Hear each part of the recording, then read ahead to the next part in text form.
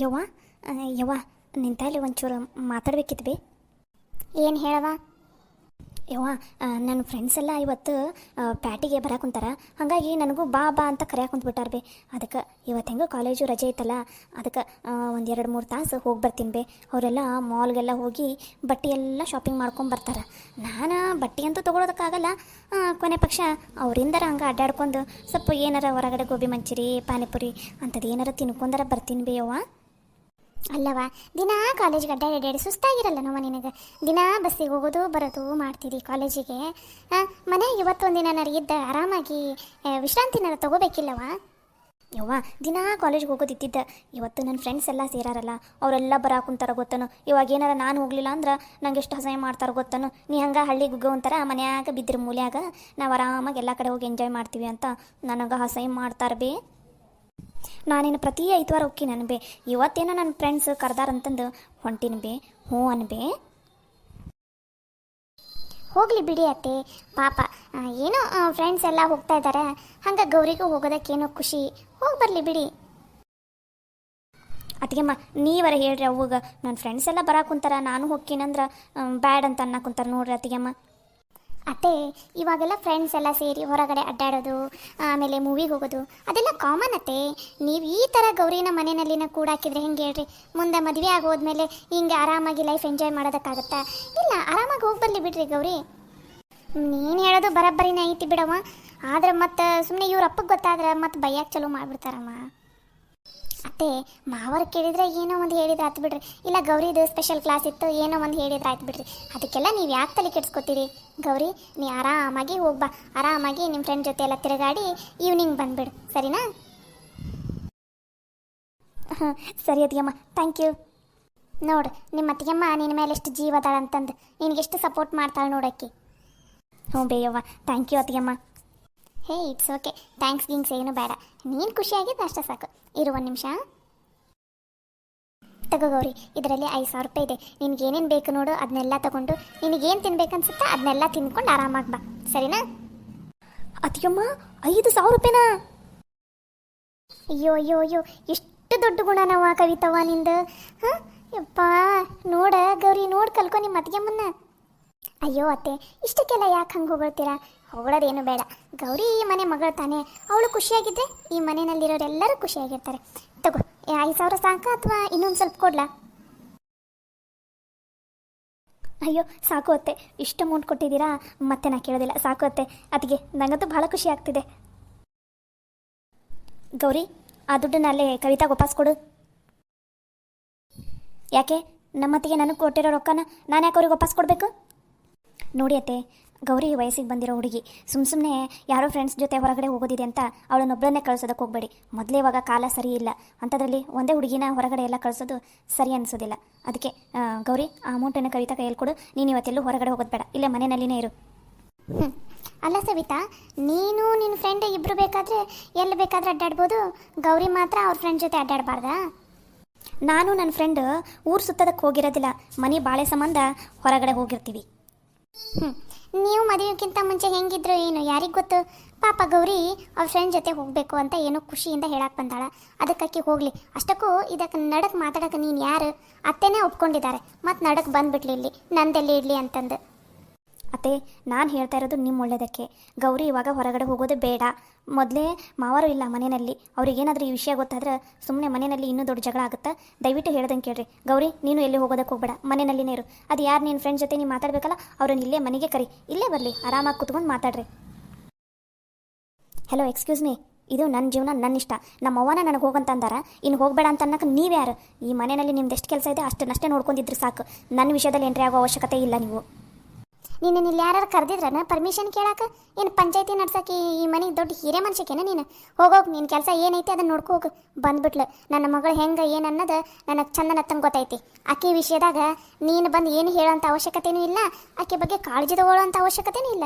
ನಿನ್ನ ಜೀವನದ ನೀನು ನೋಡ್ಕೊ ಸಾಕು. ಸರಿ ಆಯ್ತತ್ತೆ, ನಾ ಇವಾಗ ಹೋಗ್ತೀನಿ. ಮುಂದೆ ಯಾರು ಪಶ್ಚಾತ್ತಾಪ ಅನ್ಭವಿಸ್ತಾರೆ ಅನ್ನೋದನ್ನು ನೀವೇ ನೋಡಂತ್ರಿ ಅಂತ. ಮುಂದೆ ಗೊತ್ತಾಗತ್ತೆ ನಿಮ್ಗೆ, ಯಾರು ಸರಿ ಅದಾರ, ಯಾರು ತಪ್ಪದಾರ, ಯಾರು ಈ ಮನೆಯಾಗ ಏನು ಮಾಡಾಕುಂತಾರ, ಏನು ಮಾಡ್ಬೇಕಂತ ಅದಾರ ಅನ್ನೋದನ್ನು ನಿಮ್ಗೆ ಮುಂದೆ ಗೊತ್ತಾಗುತ್ತೆ. ಸರಿ ಅತ್ತೆ. ಗೌರಿ, ಇವಾಗ ಮಾತಾಡ್ತಾ ಇದೆಯಲ್ಲ, ಮಾತಾಡು. ಮುಂದೆ ನಿನಗೆ ಗೊತ್ತಾಗುತ್ತೆ. ಹಾಂ, ಇನ್ನೊಂದು ಮಾತು, ಬೆಕ್ಕು ಕಣ್ಣು ಮುಚ್ಕೊಂಡು ಹಾಲು ಕುಡಿದ್ರೆ ಬೇರೆ ಯಾರಿಗೂ ಗೊತ್ತಾಗೋದಿಲ್ಲ ಅಂತ ಅಂದ್ಕೊಂಡು ಬಿಟ್ಟಿರುತ್ತೆ. ಅದು ಗೊತ್ತಿಲ್ಲ, ಅದು ಕಣ್ಣು ಮುಚ್ಕೊಂಡು ಹಾಲು ಕುಡಿಯೋದು ಎಲ್ಲರೂ ನೋಡಿರ್ತಾರಂತಂದು. ಹಂಗೆ ಕದ್ದು ಮುಚ್ಚಿ ಏನೋ ಮಾಡಿದ್ರು ಒಂದಿನ ಇಲ್ಲದೆ ಒಂದಿನ ಸುದ್ದಿ ಹೊರಗಡೆ ಬಂದೇ ಬರುತ್ತೆ. ಅವಾಗೆಲ್ಲರಿಗೂ ಗೊತ್ತಾಗುತ್ತೆ. ಬರ್ತೀನಿ ಅತ್ತೆ. ನೋಡಿ ಅತ್ತೆ, ಎಷ್ಟು ಹೊಟ್ಟೆ ಕಿಚ್ಚವಳಿಗೆ ನಮ್ಮ ಗೌರಿ ಮೇಲೆ. ಈ ಮನೆಯಲ್ಲಿ ಎಲ್ಲರೂ ಅವಳ ಮಾತೆ ಕೇಳಬೇಕು ಅಂತ ದೊಡ್ಡ ಹಿರಿಯತನ ನಡ್ಸಕ್ಕೆ ಬರಾಕುಂತಾಳೆ. ನಮ್ಮ ಗೌರಿ ಖುಷಿಯಾಗಿರೋದು ಇಷ್ಟನೇ ಇಲ್ಲ ನೋಡಿ ಅತ್ತೆ ಅವಳಿಗೆ. ಹ್ಞೂ ಬಿ ಯವ್ವ ಹೆಂಗೆ ಮಾತಾಡ್ತಾಳೆ ನೋಡು. ನನಗೆ ಹೋಗ್ಬೇಡ, ಅಲ್ಲಿ ಹೋಗ್ಬೇಡ, ಇಲ್ಲಿ ಹೋಗ್ಬೇಡ ಅಂತ ದೊಡ್ಡದಾಗ ಕಾಯ್ದೆ ಕಲ್ಸಕ್ಕೆ ಬರ್ತಾ. ಇನ್ನೇ ಮೊನ್ನೆ ಬಂದಕ್ಕೆ ನನಗೆ ಹೇಳಕ್ಕೆ ಬಂದುಬಿಡ್ತಾ. ಯವ್ವ ನಾನು ಹೋಗಿ ಬರ್ತೀನಿ ಬೇ, ಪಾಪ ತಿಯಮ್ಮ ನಂಗೆ ರೊಕ್ಕ ಕೊಟ್ಟಾಳ, ನಾ ಹೋಗಿ ಬರ್ತೀನಿ ತಗೋಬೇ. ಸರಿ ಆಯ್ತವ, ಹುಷಾರು ನೋಡ. ಸರಿ ಬೇ, ನಾ ರೆಡಿಯಾಗಿ ಹೋಗ್ತೀನಿ ತಗೋ. ಹುಷಾರು ಅತ್ತೆ. ಆಮೇಲೆ ಸವಿತಾ ನಿಮ್ಮ ಸ್ಥಾನನ ಕಿತ್ಕೊಂಡ್ರೂ ಕಿತ್ಕೋಬೋದು. ಹುಷಾರಾಗಿರಿ.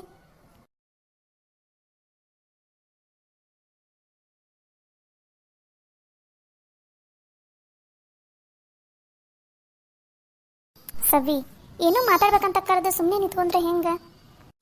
ಲಲಿತಾ, ಈ ಮನ್ಯಾಗ ಏನೋ ನಡೆಯಾಕೊಂತೈತಿ, ಆದ್ರೆ ಅದು ಏನಂತ ನಂಗೆ ಅಷ್ಟು ಗೊತ್ತಾಗವಲ್ದು. ಇವಾಗ ಮೊನ್ನೆ ನಡೆದಿದ್ದ ಘಟನೆ ನೋಡಿದ್ರೆ ಈ ಮನೆಯಾಗ ಬಿರುಕು ಬಿಟ್ಟಂಗೆ ಕಾಣಕೊಂತೈತಿ ನನಗೆ. ಏನು ಹೇಳಾಕೊಂತಿಲ್ಲ ನೀನು? ಹೌದು, ಆದ್ರೆ ನಾನಿವಾಗ ಒಂದು ಕೆಲಸ ಮಾಡಕ್ಕೆ ಹೊಂಟೀನಿ.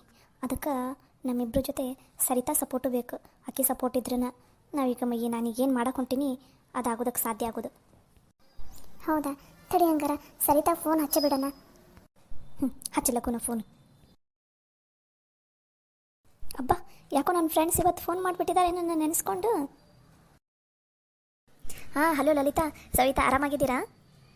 ಹ್ಞೂ ಸರಿತಾ, ನಾವು ಆರಾಮಾಗಿದ್ದೀವಿ ನೋಡು. ನೀ ಆರಾಮಾಗಿದೆಯಾ? ಅಲ್ಲೆಲ್ಲರೂ ಆರಾಮ? ಇಲ್ಲೂ ಎಲ್ಲರೂ ಆರಾಮದಾರ ನೋಡು. ಅಂದಂಗೆ ಅಲ್ಲೂ ಎಲ್ಲರೂ ಮನ್ಯಾಗ ಆರಾಮದಾರ? ಹ್ಞೂ ಸರಿತಾ, ಇಲ್ಲೂ ಎಲ್ಲರೂ ಆರಾಮದಾರ. ಅಂದಂಗೆ ನೀನು ಬ್ಯುಸಿ ಇದೆಯಾ? ಇಲ್ಲಪ್ಪ, ಹಾಗೇನು ಬ್ಯುಸಿ ಅಂತ ಏನಿಲ್ಲ. ಇವತ್ತು ಮನೆಯಲ್ಲಿನೇ ಇದ್ದೆ, ಆಫೀಸ್ಗೆ ಹೋಗಿಲ್ಲ. ಹೇಳಿ, ಏನು ವಿಷಯ ಅಂತ? ಅದು ಸರಿತಾ, ಫೋನಲ್ಲಿ ಮಾತಾಡೋಕ್ಕೆ ಅಷ್ಟು ಸರಿ ಅನಿಸೋದಿಲ್ಲ.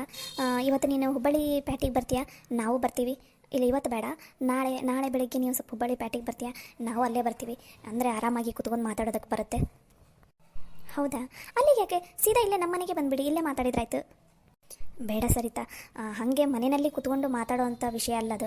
ಅದು ಅಲ್ಲದೆ ಹಾಗೇನಾದ್ರು ಮಾತಾಡೋಂಗಿದ್ದಿದ್ರೆ ನಿನ್ನನ್ನು ಇಲ್ಲಿಗೆ ಬಾ ಅಂತ ಹೇಳಿಬಿಡ್ತಿದ್ದೆ. ಇವಾಗ ಸದ್ಯಕ್ಕೆ ಅಲ್ಲಿ ನಿಮ್ಮ ಮನೆಯಲ್ಲೂ ಮಾತಾಡೋದು ಬೇಡ, ನಮ್ಮ ಮನೆಯಲ್ಲೂ ಮಾತಾಡೋದು ಬೇಡ.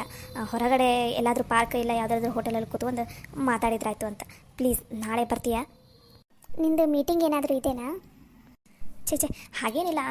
ಸರಿ, ಹಾಗಾದರೆ ನಾಳೆ ಬೆಳಗ್ಗೆ ಎಷ್ಟೊತ್ತಿಗೆ ಬರಬೇಕು? ನಿಮ್ಮನ್ನು ಮೀಟಾಗಿ ಆಮೇಲೆ ನಾನು ಆಫೀಸ್ಗೆ ಹೋಗ್ತೀನಿ.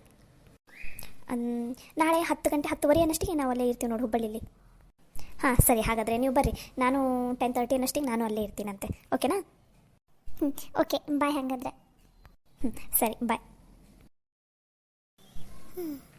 ಹೊರಗಡೆ ಕರಿತಾ ಇದ್ದಾರಂದರೆ ಏನೋ ಸೀರಿಯಸ್ ವಿಷಯನೇ ಇರ್ಬೋದು. ಹೇಗೋ ನಾಳೆ ಹೋಗ್ತಾ ಇದ್ದೀನಲ್ಲ, ಅಲ್ಲೇ ಮಾತಾಡಿದ್ರಾಯ್ತು.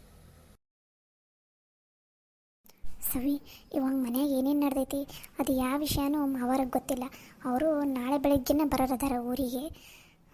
ಅವ್ರಿಗೆ ಈ ವಿಷಯ ಎಲ್ಲ ಗೊತ್ತಾದ್ರೆ ಎಲ್ಲಿ ಬೇಜಾರಾಗ್ತಾರೋ ಏನೋ ಅಂತ ಅನ್ಸಕೊಂತೈತೆ ನನಗೆ. ಲಲಿತಾ, ಈ ಸಲ ಯಾವುದೇ ಕಾರಣಕ್ಕೂ ಯಾವ ವಿಷಯನೂ ಮಾವರ ಹತ್ರ ಮುಚ್ಚಿಡೋದು ಬೇಡ. ನಾಳೆ ನಾವೇನು ಹೊರಗಡೆ ಹೊಂಟಿವಲ್ಲ, ಮಾವರಿಗೂ ಸೀದಾ ಅಲ್ಲಿಗೆ ಬಾ ಅಂತ ಹೇಳ್ತೀನಿ ಫೋನ್ ಮಾಡಿ. ಇವಾಗ ಬೇಡ, ಆಮೇಲೆ ನಾನು ಫೋನ್ ಮಾಡಿ ಹೇಳ್ತೀನಿ ಮಾವರಿಗೆ. ಸೀದಾ ನಾನು ಹೇಳ್ತೀನಿ, ಅಲ್ಲೊಂದು ಪಾರ್ಕ್ ಎಲ್ಲಿಗಾರ ಹೇಳ್ತೀನಿ, ಅಲ್ಲಿಗೆ ಬಾ ಅಂತ ಹೇಳ್ತೀನಿ. ಸೀದಾ ಮಾವರು ಅಲ್ಲಿಗೆ ಬರಲಿ, ಅಲ್ಲೇ ಕೂತ್ಕೊಂಡು ಮಾತಾಡಿದ್ರಾಯ್ತು. ಅಲ್ಲಲ್ಲಿ ಏನು ಮಾಡಕ್ಕೆ ಹೊಂಟಿದ್ದೀನಿ ನೀನು? ಅಲ್ಲ, ಮಾವರ ಮುಂದೆ ಎಲ್ಲನೂ ವಿಷಯನೂ ಹೇಳ್ಬಿಡ್ತೇನೆ. ಮತ್ತೆ ಮುಚ್ಚಿಟ್ರೆ ನಮಗೇನು ಲಾಭ? ಏನೂ ಲಾಭ ಇಲ್ಲ. ಮನೆಯಾಗೇನೆಲ್ಲ ಸರಿ ಹೋಗುತ್ತಂತ ಅಂದ್ಕೊಂಡೇನು? ಏನೂ ಸರಿ ಹೋಗಂಗಿಲ್ಲ. ಈ ಮನೆಯಾಗ ಮಾವರು ತಮ್ಮ ಹಿರೇತನನ ತಾವು ಕೈಗೆ ಎತ್ಕೊಂಡ್ರಂದ್ರೆ ಅವಾಗ ಗೊತ್ತಾಕೈತಿ ಎಲ್ರಿಗೂ ಎಲ್ಲೆಲ್ಲಿರಬೇಕು ಅಂತಂದು. ನೋಡ್ತಿರು ನಾಳೆಗೆ ಏನು ಮಾಡ್ತೀನಂತಂದು. ರಾಜು ಮತ್ತು ಕವಿತಾ ಇಬ್ಬರು ಮುಟ್ಟು ನೋಡ್ಕೊಂಡಿರ್ಬೇಕು. ಹಂಗೆ ಪಾಠ ಕಲಿಸ್ತೀನಿ ಅವರಿಗೆ ನಾಳೆಯಿಂದ.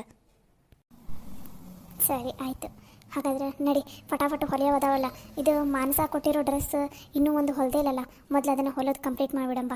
ಮತ್ತು ನಾಳೆ ಹೊರಗಡೆ ಹೊಂಟಿವ, ಮತ್ತು ಹೊಲಿಯೋದಕ್ಕಾಗೋದಿಲ್ಲ. ಅದಕ್ಕೆ ಲಗುನ ಹೊಲಿದ್ ಬಿಡ, ನಡಿ. ಸರಿ, ನಡಿ.